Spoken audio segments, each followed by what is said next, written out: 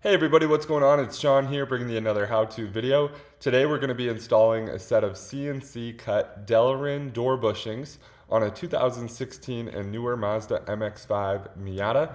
This is the 4th gen Miata, or the ND as they refer to it.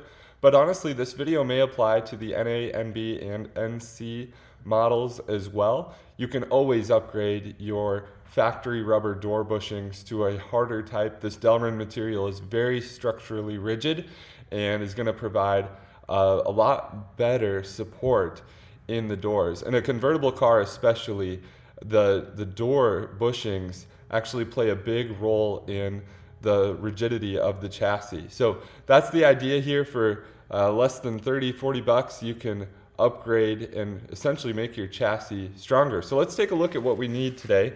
I've got some painter's tape that'll help us with the alignment. It'll make the job really quick and easy. I'll show you that here in a second. Then I've got a small ratchet with a 10mm socket for my ND.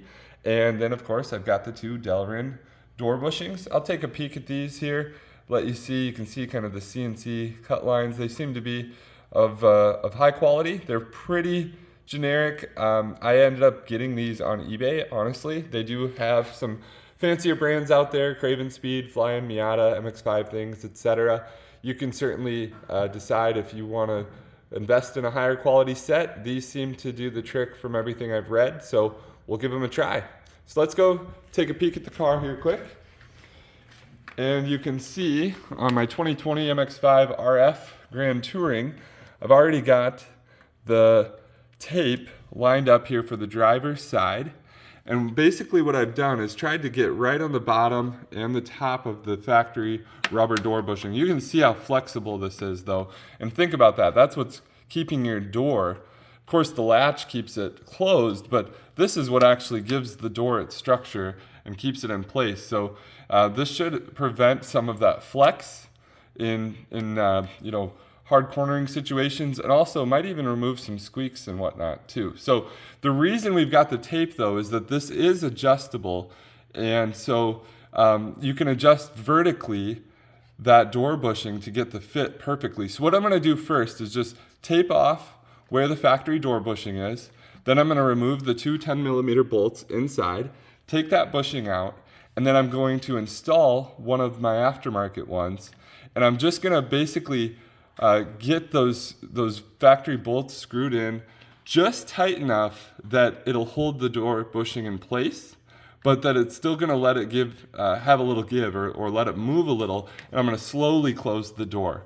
That way it can sit right where it wants to go, and once we've opened the door again, we're going to close it a little harder this time, get it nice and seated, and from there I'll be able to tighten those down, and we won't fight the fitment very much. This will be a little bit of a quick hack, or a shortcut to getting a perfect alignment on our first try.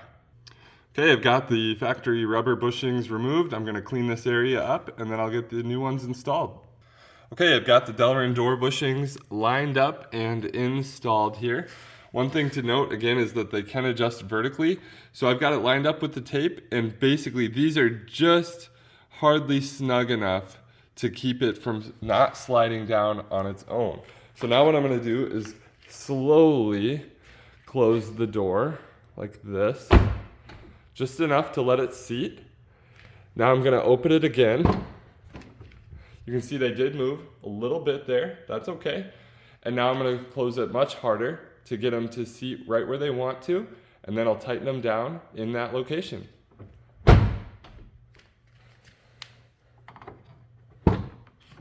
And you can see they're right in the same spot after they slid down a hair after the first door closed, and they're right there once we closed it harder. Keep in mind too the orientation here. The door cup that they fit into, the rounded edge, is going to be towards the outside of the car, like that. That's where they're going to actually seat into. So now I'll get this snugged up, and I'll go and attack the other side. So hopefully this video will help you out if you're thinking of doing the same thing. Again, very cheap mod to offer a little more structural rigidity on your Mazda MX-5. Thanks for watching, everybody. Take care. Please like and subscribe, and God bless.